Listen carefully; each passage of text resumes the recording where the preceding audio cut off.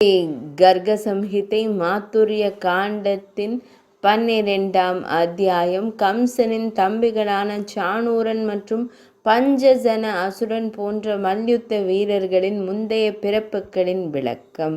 பகுலாஸ்வ மன்னர் கூறினார், சாணூரர் மற்றும் பிற மல்யுத்த வீரர்கள் முந்தைய ஜென்மங்களில் வடமதுரைக்கு வந்தவர்கள் யார்? பகவான் ஸ்ரீ கிருஷ்ணனுடன் சண்டையிடும் வாய்ப்பு அவர்களுக்கு கிடைத்தது எவ்வளவு நல்ல அதிர்ஷ்டம்! நாரத மாமுனிவர் கூறினார், அரசரே, கடந்த காலத்தில் அமராவதிபுரியில் உதத்தியர் என்ற ஒரு மகா முனிவர் வசித்து வந்தார்.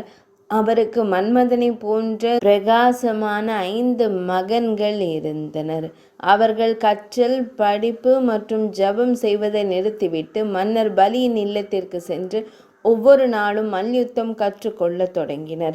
தனது மகன்கள் ஒரு பிராமணரின் கடமைகளிலிருந்து முற்றிலும் விலகி வேத கல்வியை இழந்து பெருமையால் போதையில் இருப்பதை கண்ட உதத்தியர் முனிவர்களில் சிறந்தவர் கோபமாக அவர்களிடம் பின்வருமாறு கூறினார். உதத்தியர் கூறினார், அமைதி, கட்டுப்பாடு, தவம், தூய்மை, மன்னிப்பு, எளிமை, அறிவு, அறிவியல் மற்றும் நாத்திகம் இவை பிராமணரின் இயல்பான செயல்கள். வீரம், புத்திசாலித்தனம், பொறுமை, செயல்திறன், போர்க்களத்தில் முதுகை காட்டாமல் இருப்பது, தானம் மற்றும் செல்வம் இவை ஒரு சத்திரியனின் இயல்பான செயல்கள். விவசாயம், கால்நடை வளர்ப்பு மற்றும் வணிகம் ஆகியவை வைசியரின் இயல்பான கடமைகள்.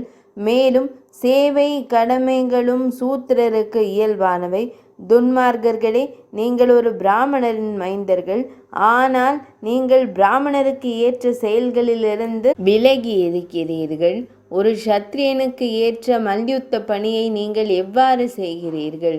எனவே பாரத தேசத்தில் மல்யுத்த வீரராகுங்கள். அசுரர்களுடன் பழகுவதன் மூலம் நீங்கள் விரைவில் துன்மார்க்கராகி விடுவீர்கள்.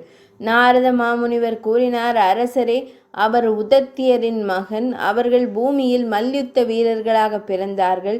மனிதர்களின் பகவானே பகவான் ஸ்ரீ கிருஷ்ணரின் உடலை தொட்டதன் மூலம் அவர்கள் இறுதி ரட்சிப்பை அடைந்தார்கள். இவ்வாறு சாணூரன், முஷ்டிகன், குடா, ஷால்வன் மற்றும் தோஷகன் ஆகிய இந்த மல்யுத்த வீரர்களின் கடந்த கால வாழ்க்கையை நான் விவரித்துள்ளேன்.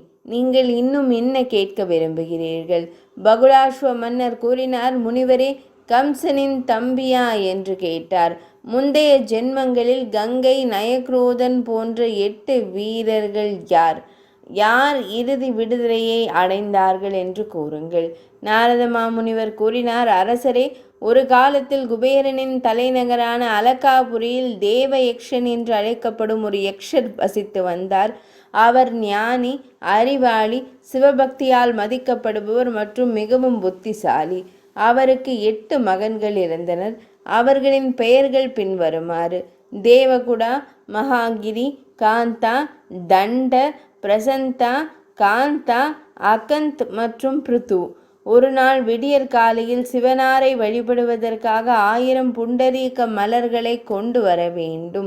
தேவயக்ஷரின் கட்டளைப்படி அவர்கள் அனைவரும் சென்றனர். அவர் மானசரோவரத்திலிருந்து 1000 தாமரை மலர்களை கொண்டு வந்து பேராசையுடன் அவற்றின் நறுமணத்தை முகர்ந்து தனது தந்தைக்கு காணிக்கையாக கொடுத்தார்.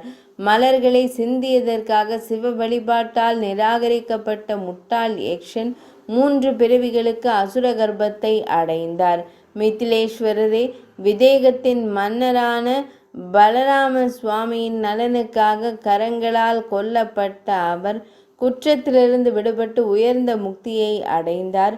நரேஸ்வரரே, கம்சனின் தம்பிகளின் முந்தைய பிறவியின் இந்த கதையை நான் தங்களுக்கு கூறினேன். வேறு என்ன கேட்க விரும்புகிறீர்கள்? பகுலாஸ்வ மன்னர் கேட்டார், பிராமணரே, இந்த சங்கு வடிவ உயிரினம் முந்தைய ஜென்மத்தில் பகவான் ஸ்ரீ கிருஷ்ணரின் உள்ளங்கையை அலங்கரித்த 5 அசுரர்களின் எலும்பு சங்கு. அது யார்? நாரத மாமுனிவர் கூறினார், விதேக அரசரே, ஏற்கனவே 2 சக்கரங்களும் மற்றவையும் 3 உலகங்களின் அதிபதியான பகவான் ஸ்ரீஹரியின் துணை பொருள்களாக இருந்துள்ளன. அவை அனைத்தும் அவரது புத்திசாலித்தனத்தால் சேகரிக்கப்பட்டன. அரசரே, அவற்றில் பாஞ்சஜன்ய சங்கு மிக உயர்ந்த பதவியை பெற்றது. அவர் ஸ்ரீ கிருஷ்ணர் பகவானின் வாயில் ஒட்டிக்கொண்டு அவரது உதடுகளிலிருந்து அமிர்தத்தை அருந்துவார். ஒரு நாள் சங்கங்களின் அரசர் தனது இதயத்தில் பெருமை கொண்டு, என் பிரகாசம் ஒரு அன்னத்தின் பிரகாசம் போல வெண்மையானது.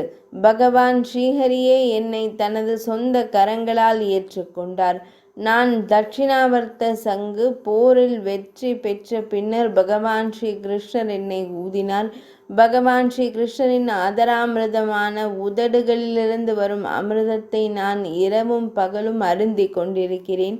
இது க்ஷீரசாகரம் என்னும் திருப்பாற்கடலின் திருமகளான லக்ஷ்மி தேவிக்கு கூட அரிதானது. எனவே நான் எல்லாவற்றிலும் சிறந்தவன். விதேகத்தின் அரசரே, இவ்வாறு பெருமையை வெளிப்படுத்திய பாஞ்சஜன்ய சங்கத்தை லக்ஷ்மி தேவி கோபமாக கண்டு, துஷ்டனே, நீ ஒரு அரக்கனாக மாறுவாய் என்று சபித்தார். அதே சங்கம் கடலில் பாஞ்சஜன்ய என்ற அரக்கனாக மாறியது.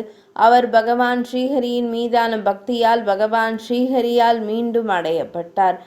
அதன் ஒளி பகவான் ஸ்ரீ கிருஷ்ணருடன் இணைந்தது. இப்போது அது அவரது கரங்களை அலங்கரிக்கிறது.